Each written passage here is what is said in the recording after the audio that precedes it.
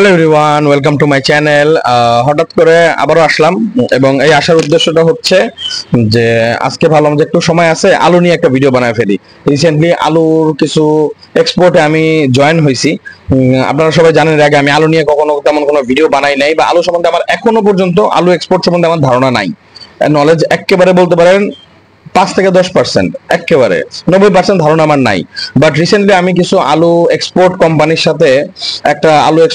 সাথে জয়েন হয়েছি। তারা এক্সপোর্ট করবে। জাস্ট আমি একটা ছোট্ট একটা একেবারে নগণ্য একটা পার্সেন্টেজে থাকবো এইভাবে।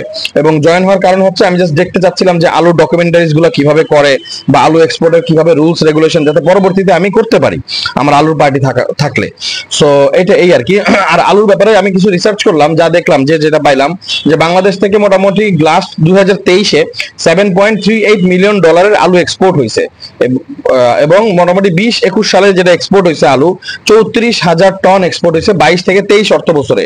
23-24 অর্থ বছরে $7.38 মিলিয়ন আলু এক্সপোর্ট হয়েছে। এবং এগুলার কি ডেস্টিনেশন ছিল? মালয়েশিয়া, তারপর America, Singapore, Saudi Arabia, Sri Lanka. Saudi আরবিয়াটা আমরা জানি যে সমস্ত এক্সপোর্টাররা সাধারণত ফ্রুটস, ভেজিটেবলস, বেটার লিভস করে, তারা আলু অনেকেই করে। যেমন আমাদের সোহেল ভাই, আমাদের জেদ্দায়, উনি ফ্রুটস ভেজিটেবলস করে, বেটার লিভস করে, তো উনি আলুও কন্টেনার করে। 2-3টা কন্টেনার এই মাসে নিয়ে গেছে। আর সিঙ্গাপুরে যায়, মালয়েশিয়া যায়। সো আমি যেটা বলতেছিলাম, আমি রিসেন্টলি আমি হঠাৎ করে আলু বাই এয়ারে, মানে বিমানে দাম্মামে এক্সপোর্ট শুরু করছি।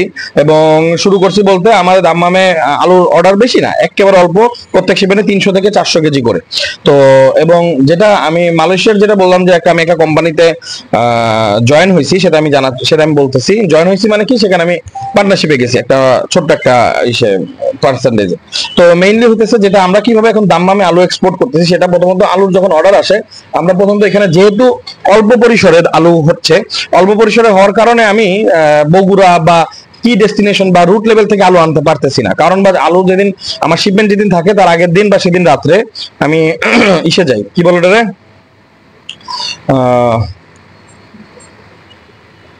কারণ বাজার যাই বা লোক পাঠাই। আমি তো যাই না, লোক পাঠাই, তারা সাধারণত আলু কিনে নিয়ে আসে। এবং এই আলুগুলা কিনে নিয়ে আসে, কিভাবে প্যাকিং হয় একটু দেখেন।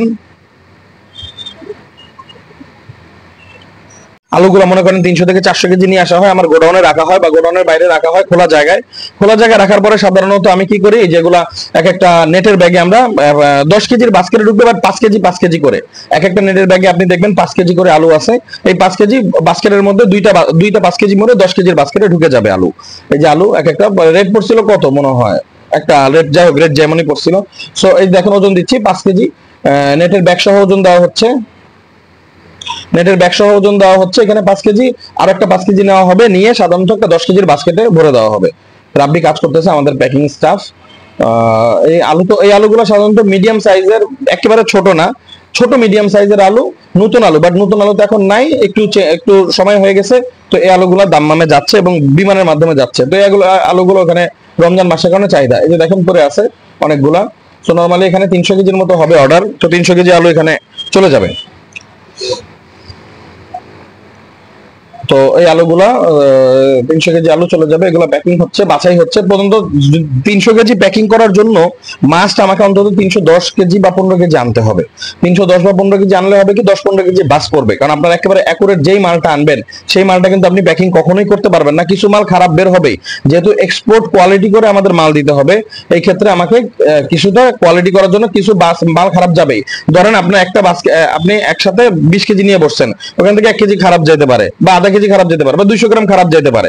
কারণ ছোট মালটা আপনি ফালাই দিবেন, দাগালা মালটা আপনি ফালাই দিবেন, এগুলো তো আর বাস্কেটে দেওয়া যাবে না। যেহেতু এক্সপোর্ট কোয়ালিটি আমাদের মেইনটেইন করতে হবে, এজন্য এই ইস্যুগুলো অবশ্যই খেয়াল রাখতে হবে, যে আমাদের একমাত্র এক্সপোর্ট কোয়ালিটি মালগুলাই যাতে যায়।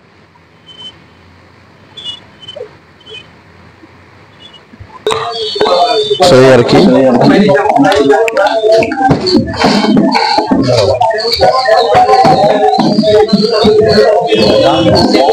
ওজন খুব একটা ইম্পর্টেন্ট ইস্যু।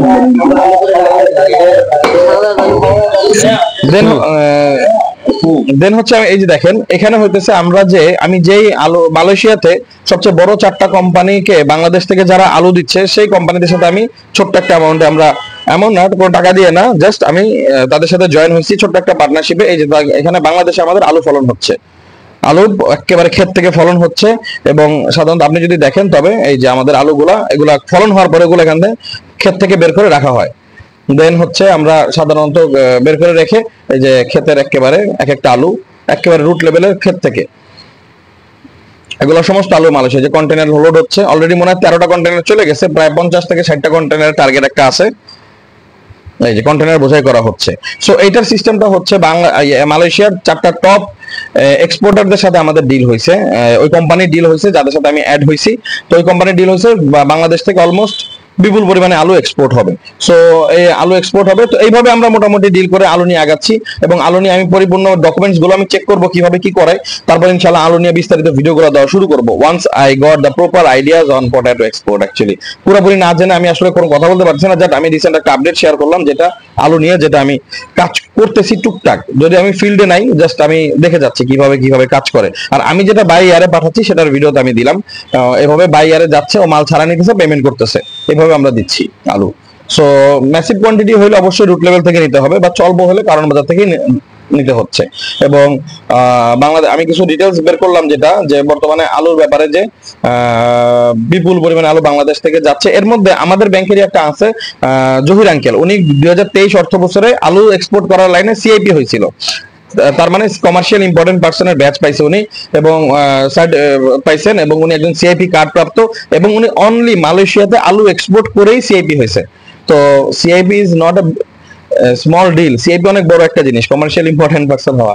এনিওয়েজ, সো আলু নিয়ে বিস্তারিত পরবর্তী ভিডিও ইনশাআল্লাহ দিব। Thank you for watching my video.